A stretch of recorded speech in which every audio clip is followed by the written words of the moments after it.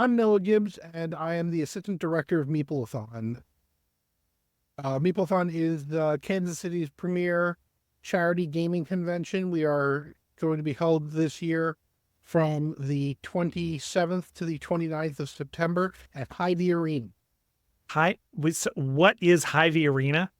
Hy-Vee Arena is formerly known as Kemper Arena. Oh, snap! I know Kemper. Okay. Yeah, everybody knows Kemper, but Hy-Vee bought it out a number of years ago and renamed.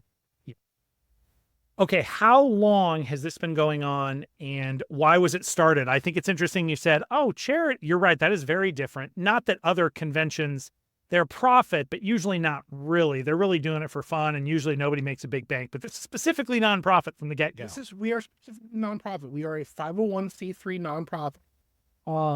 All of our, we use our entry fees, our merch sales, our board game events, card game events, any money that comes in gets used to support the convention, of course, but any proceeds that we have beyond our operating costs go to support the Hillcrest Platte County Youth Housing Program, which provides rent and utility-free apartments to teens and young adults 14 to 24 that are escaping abuse and houselessness.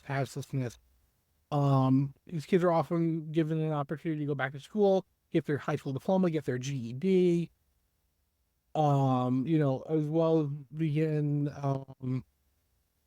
classes with a trade school or a college. So we use a lot of our funds to also, provide life skills classes to the same demographic, throughout the KC metro area. Okay, do you know how long it's been going on, and how long have you been involved? So Meeple-a-thon started in 2017 by David Syme. It started as a 24-hour, just straight through event. So hence the Meeple-a-thon. Okay. Of Meeple-a-thon. As you've grown and as you've progressed, we have switched to a 3-day convention format. And not 3 days, 72 hours. No, not 72. The first year that I was involved, we did do that. Oh, crap. So you kept the 24 hours. You're like, if it's going to be 3 days, let's do it 3 days. Right. And it was just too much. And we acknowledge it was just too much. There was not enough attendance in the wee hours of the morning. It was like, okay, let's take a step back here and process that. Can I ask, because anybody who's played role-playing games or board games on a weekend when you didn't have work and you don't have any family obligations, sometimes you play until past the sun comes up. Was it actually like too much? Like, I don't want to play anymore. No more board games. Well, it's funny because I got involved initially about, let's see, this is there's that third year. So I got involved about 4 years ago. Okay. As the paint and tape runner. I ran the convention's paint and tape, and that's still kind of my baby here and there. Okay. We'll talk about that more in a little bit. Yeah. But I've been involved for the last 2 years. Before this year, I was the vendor or exhibitor coordinator. So I help bring in vendors and get them set up and make sure that they're well taken care of and things like that. This year I have moved up to be the assistant director. Okay. This is my first year in that role. I'm sorry, wait, no, I want to hear about this 24-hour torture. I'm fascinated by this. I've never tried. So, it wasn't torture. Okay. People were playing all through the night. They were having fun. They were getting down on it, Don't get me wrong. I was not there for the 24 hours. I gotcha. But you heard people had fun, but the attendance just dwindled in the witching hour. The witching hours, it was also for a couple of years, it started in someone's house, of course, as these things often do. You're right. And it moved to last year we were in Hy-Vee Arena again. 2 or 3 years before that, we were in an abandoned Kmart. Whoa.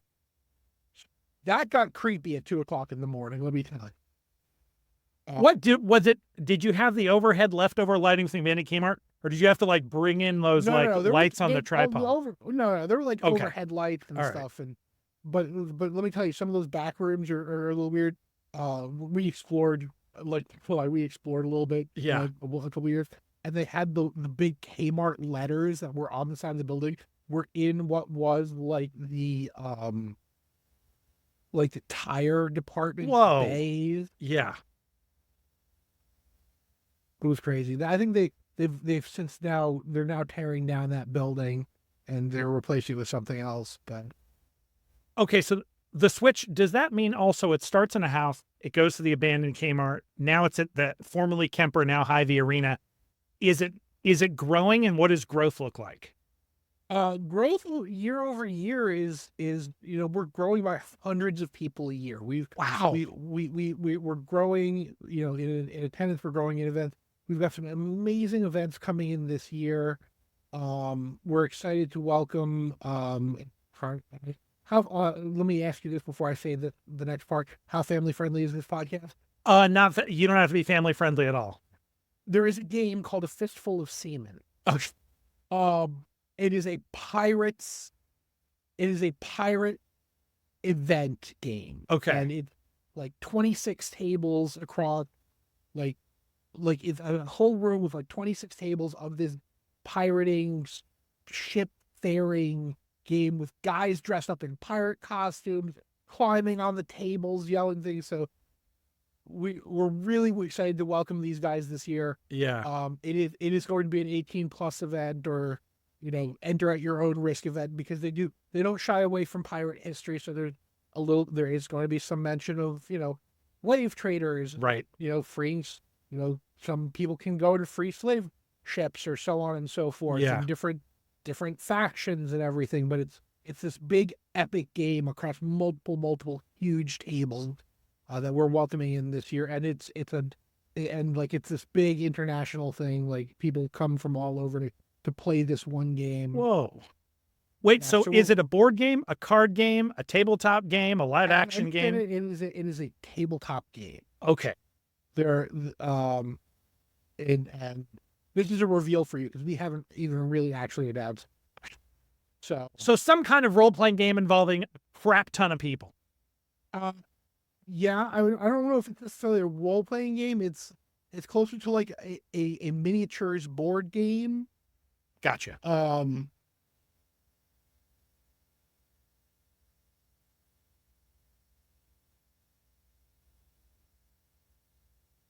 If I can share with you here. Here we go. I'm going to throw you that on the stage there so you can take a look at that. Awesome. And so that's one of our many events. We're looking forward to a 40K tournament this year. We are looking forward to the return of some BattleTech. We're looking forward to the return of Keyforge. We are looking for the Keyforge Midwest Open is at Kantcon every year. We have we've got a lot of stuff coming up.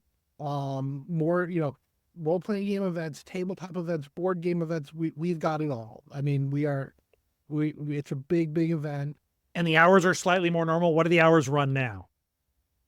We haven't locked in our hours, but I believe we're running 5 p.m. to 11 on Friday, and then 9 a.m. to 11 p.m. on Saturday, and 9 a.m. to 5 p.m. on Sunday.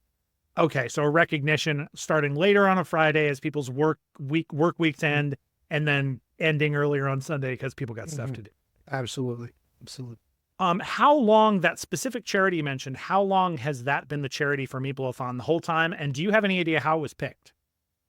So, when Meeple-a-thon was founded in 2017 by David Syme, our creator, he was actually an employee of Hillcrest at that time. Okay. Hillcrest had been approached by Platte County with the issue of rising youth houselessness in the county, and they were tasked with creating a place and a program for these youths to go. There were not sufficient funds to grow the program or provide all the things that were needed, such as transportation to and from school, work, mental health counseling, and based around the idea of, if you're familiar with Extra Life, Yes, that's right. David, Like this whole 24-hour thing. I'm like, oh, an ongoing. Yeah, yeah. well, with the idea of Extra Life in mind, David created Meeple-a-thon as a 24-hour marathon, with board games and with a charity raffle. Our big monetary draw is we have this incredible charity raffle. Okay. We're with all kinds of games and prizes. We gave away 2 vacations last year. Uh, we've given away board game tables. We've given away all kinds of stuff like that. But we raffle it off, and it's all for charity. It's really awesome. Um, you were asking about how long has it been? So we've From the very so Hillcrest was the Hillcrest, beneficiary from the very beginning. Yeah, yeah. so Hillcrest has been the beneficiary from the very beginning. We do also benefit a Turning Point, Okay. which is another organization in the area. We do gather supplies for them and give supplies out to them. And that's not to say our we are now an independent 501c3, so we can really benefit who we want. So in the future, it may change if we decide to change it up a little bit. But right now, we really feel the mission of Hillcrest has been really, really powerful for us, and really, really resonates with a lot of our board members and stuff. So we've chosen to stick with Hillcrest. Can I ask what kind of feedback have you gotten from attendees about the fact that your thing focuses on a cause? A lot of conventions, they got bins, you can bring cans, there's stuff like that, but not one that's focused. Not a lot of gaming cons that are focused this way, specifically on a charity. What kind of feedback do you get from people who come and know everything they do there is benefiting the charity? Well, I think that's something that we need to work on a little bit. I'll be honest. Okay. Is really reminding people that we do this for charity, right? There are a number of gaming conventions in the area, and then we partner with them. There's Midwest Game Fest. There's Kantcon. There's the new one, Midwest Fest, that's coming up next month. So we partner with them and we do get work, but it is important to remember that we are a charity convention and that we do kind of have a little bit of an extra angle, if you will, or a little extra,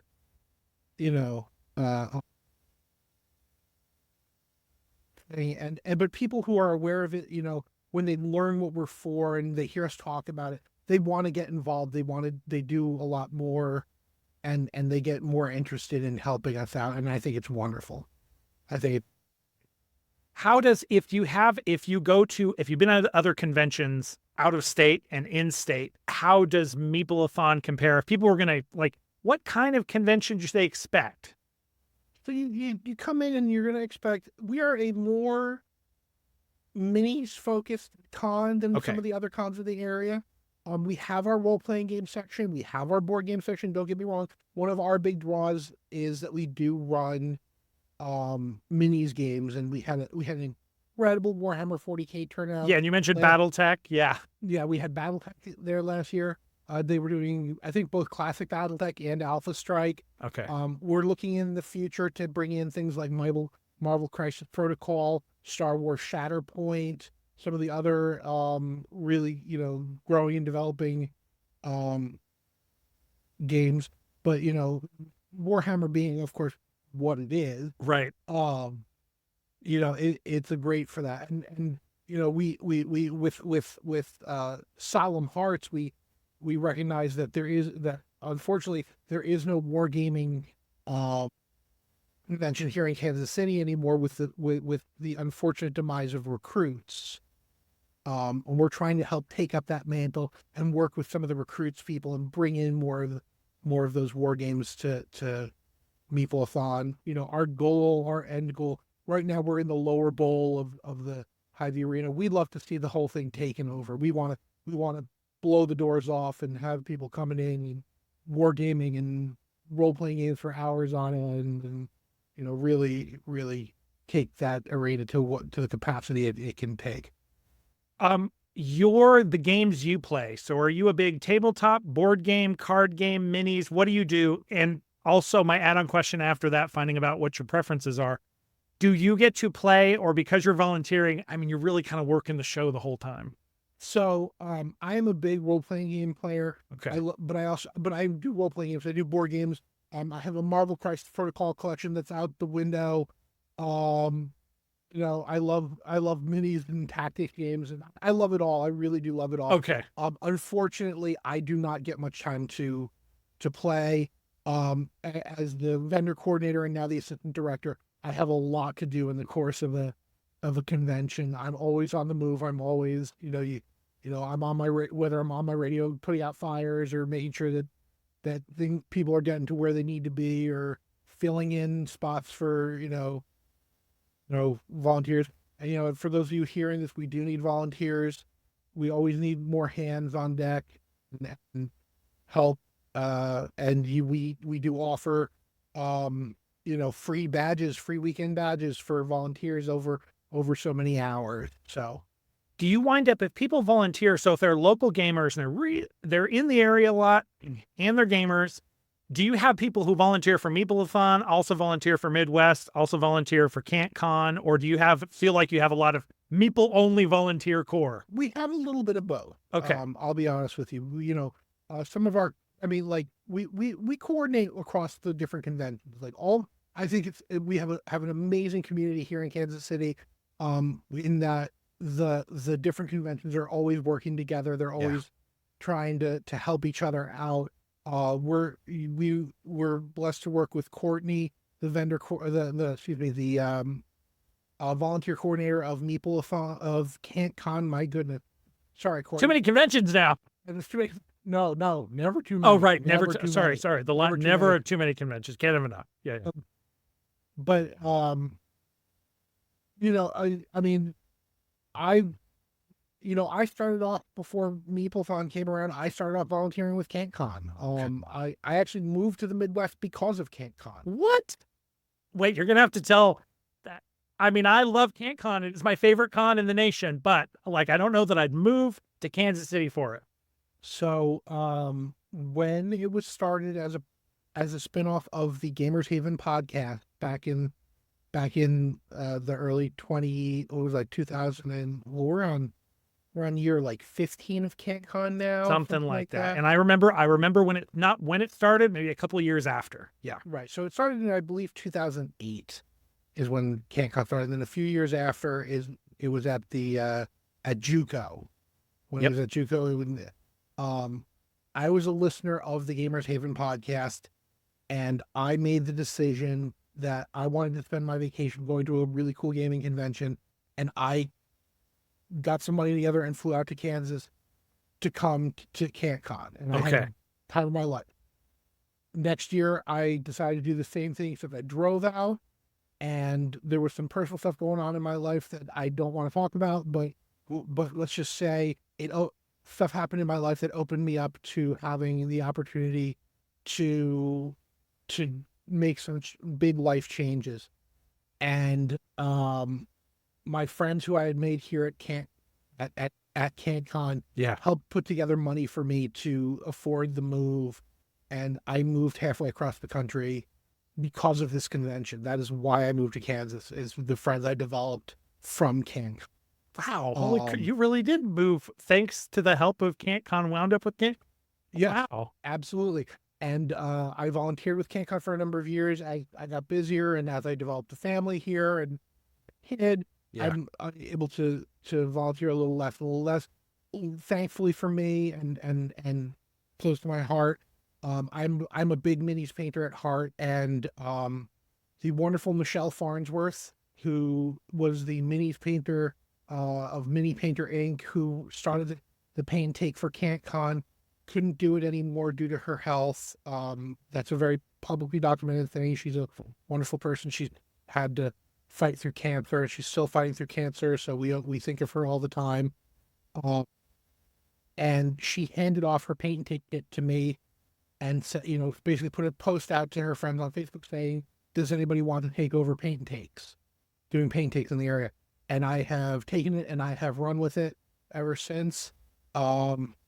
We now 3D print the minis for the paint and takes, and we're now going to be running, and since I became very involved in Meeple-a-thon, I'm like, well, and this is where, you know, I know we were going to be talking about this, so let me just segue into this. Yeah. It is now basically the Meeple-a-thon paint and take, or the paint and take sponsored by Meeple-a-thon at Kantcon, at Midwest Fest, at various conventions.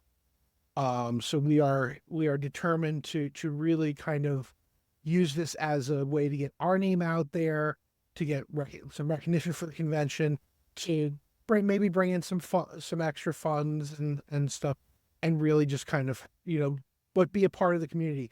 Lindsay, who couldn't be with us tonight, is an incredible mini painter, 1,000 times better than I am. She teaches classes. She does all kinds of stuff. She's won awards for her painting, and absolutely incredible painter.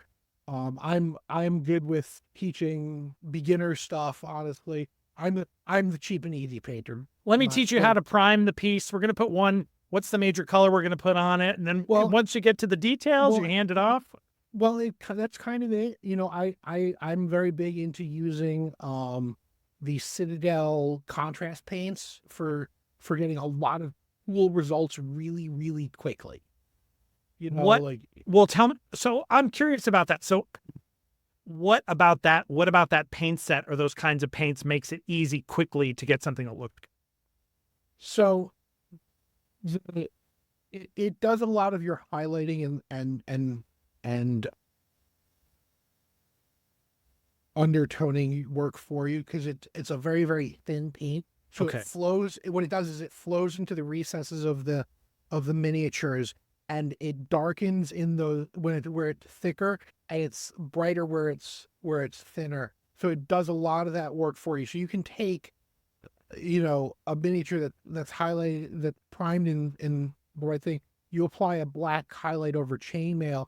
All that black flows into those little low areas of the chainmail, and then leaves a kind of a gray tinge on it, and you've got a great non-metallic look to it in one pass. So it's almost like automatic shadowing. It's kind of doing the first shadowing for you. It's not the be all end all, but it's a great start. Okay. It's a great place to take minis and start them there. And then you can build up all your detail from there and do more detail from there. It's a great way to do so. Works great. It also works great through an airbrush. That's a little bit more advanced technique and stuff. But if you're really interested, look up something on YouTube called Slap Chop. Have you heard of Slap Chop? No. I'm getting into a little bit too much detail. Okay, you're about to paint nerd out here. That's fine. Let's do it. Paint nerd out here for a second. So you take a miniature. Okay. You prime it black. You then dry brush it in different thicknesses and shade of gray and white. Okay. Okay. So you've built up, by dry brushing, you're highlighting those high points. You then take your contrast paints and go over the areas where you want your main colors to be. And that, because you have the darks down low, you've got your lights up high, you get your color in there. You can come up with the most amazing results in like mere hour of work. Wow. I highly recommend looking it up. Okay, Slap Chop. It's a process. It's a technique for painting and stuff. Yeah, yeah. It is a technique. It was coined. The I'm trying to remember who did it? Who came up with the technique and coined the phrase, but it really took off on YouTube, and you can do some incredible things with Slap Chop. Okay. So if people paint all the time, obviously they can come to the paint and take table at Kantcon and ply their normal, hey, but there's a new thing. I'm just going to paint with some other people. We're going to work together. But a lot of times I feel like this table winds up being a place for people who have seen these badass miniatures in the comic book store or the game store. And they're like, I've never done it. Now's my chance to do it. So What is that process like, teaching people the basics of what they need? And my add-on question is, why do you 3D print instead of like buying like the miniatures off the rack? Well, I'll be explicit on that second question, and it's price. Okay, it's I way can- cheaper to 3D print. Forget materials. It's So way cheaper than buying it. I can buy a 1 liter bottle of resin for $27, and I can get 50 miniatures out of that 1 liter. Whereas, it's like, Yeah, I can't beat that. Even the cheapest stuff. and you can get some really, really cool miniatures. There's some beautiful miniatures out there. The miniatures of choice that I use are from a creator by the name of Kawana, K-A-W-A, K-A-W-N-A, Kawana Miniatures on My Mini Factory. She does an incredible job. She has a line of what are called adventure cats. They are basically D&D adventurers, just they're all cat people. Oh, nice. And they're really beautiful miniatures. We've been using them for the last 3 or 4 years. At Meeple-a-thon, at Kantcon, excuse me, and Meeple-a-thon for that matter. Right. But my buddy Nathan and I will, we basically have a license with her to 3D print these and use them for our for the paint takes in the area. Who do you get? All ages, or are kids mostly attracted to this opportunity to paint stuff? So I get all ages. Okay. We have had to start restricting some of the ages on the paint and take to 13, like 12 and over, 13 and over, depending on Kantcon is wonderful. They have the kids paint and take now. Okay. Where they have a whole separate table just for kids. The unfortunate the unfortunate reality is that there were some people treating the paint and take table like a daycare, and it's not. Yeah, they're just parked. Oh, this is the place where the kids play, so I can park them here and I can go play 3 hours over. Right, exactly. It was just not working very well. So Right. we worked things out, and we have implemented some age limits. No unaccompanied, unaccompanied over under a certain. I think Kantcon has that same stuff. They have certain things about you. They're really encouraging kids and families to come, but like not parking the kids. There are specific places you could split the kids and parents, but it's like they're playing a co-game and coming together again, so it's all planned. Yeah, they do the same thing. Exactly. What do you like best about running that paint and take table? I love just talking to people about painting. I can sit there and talk painting all day long, and do that with people for hours.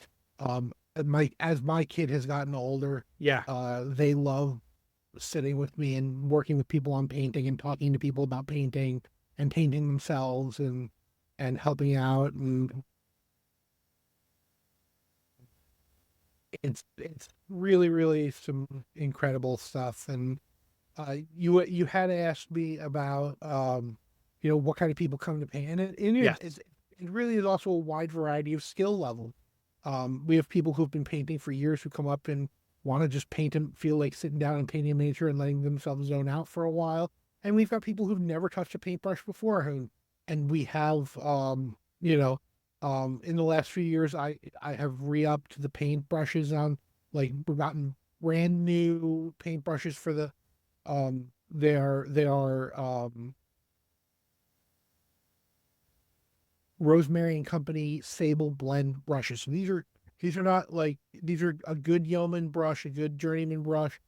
So these are, really, really, you can feel what it's like to use a good piece of equipment and treat it well, and learn how to treat it well, and learn some respect for your craft and the start of it. And do the cheaper ones do that thing where people mash them a little hard and they just kind of splay at the end and start? Sable and Sable Blend brushes you have to treat them nice. You have to learn to treat them just like part of it. But these brushes, we worked out a deal through Tabletop to get some really good brushes. Tabletop Gaming Hobby, Overland Park. Yes, love it. Awesome, such an awesome store. Great store. One of the cleanest, most beautiful gaming stores I have seen in my life, and runs so well with such good staff. I've never been to a gaming store with that good a staff. Yeah, absolutely. Okay, what counts as a meeple? So a meeple is actually a specific object. It is a meeple. It is a generic token used in a number of board games. I think the first place I ever saw meeple was the wonderful board game Carcassonne. Me too. Yep. Okay. As the first place. But it has to have a head, 2 arms, and 2 legs, in kind of like a T. I don't want to call it T pose, but a splayed out kind of pose. And meeples have become iconic with board, in the consideration of board games. Okay, what people can so in general, you can't call all the people tokens meeples. You can call them you can't call everything that's a meeple is not a miniature, and everything is a miniature is not a meeple. That is correct. Okay, all right. The meeple is that very specific, just like you said, the T-pose or the splayed arms and legs with the head coming out the top. Like, yeah, some symbolic representation of a person. Right. A last dumb question. Have you seen meeples? Do animal meeples count? So if it has 4 legs on the bottom and a horse head and a tail? That's a very good question. I think you absolutely could do animal meeples. The interesting thing is that most meeples do not have features, so they're like flat tokens, and so you could probably do some cool cow or dog or cat meeple at some point. Yeah. Okay. Last question. What is the game? I lied. 2 questions. What is the game that got you into role-playing games or board games heavily? And what is the thing right now you like? If I could sit down with a group of people or solo, I would just play this game all day. So, the game that got me into role-playing games was Dungeons and Dragons 2nd edition. Oh, it's awesome. Yeah. All right. But I mean, that's where I started many, many years ago as a young kid. That was the D&D in the binders, correct? No. This was Advanced Dungeons and Dragons. Crap. Okay, I got you. Yeah. The Black Book. Yeah. The Black Book. Where the player's handbook is the barbarian punching in the door. Oh, love that cover. Classic cover. That was the game that got me started.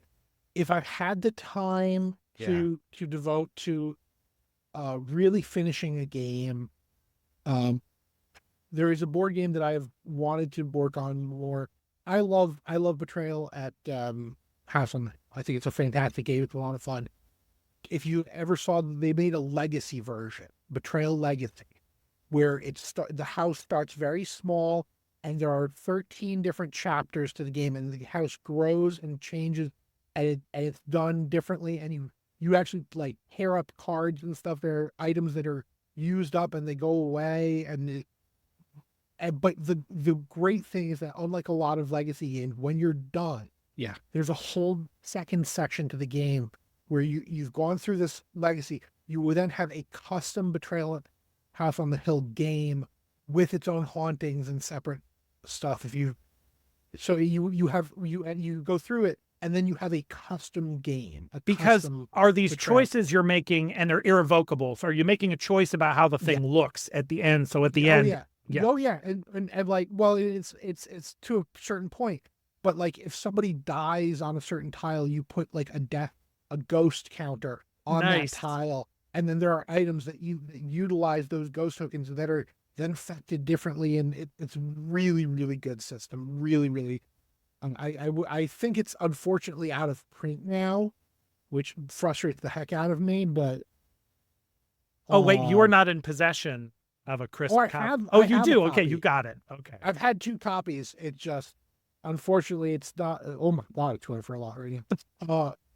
It's not. You can't find fresh copies of it. Okay, but I have a copy that I really want to finish playing through. But you have to. It also sounds like not. I mean, it's probably something you could start and stop, but maybe not as much fun. No, not as much fun. No, my dream, honestly, my dream is, if I could get time at a gaming convention, would be to get a copy of Betrayal Legacy, run it at the convention, have people coming in and out of the tables, and then donate the copy to the board game library for that convention, and then they have this is the Kantcon Betrayal at Kantcon.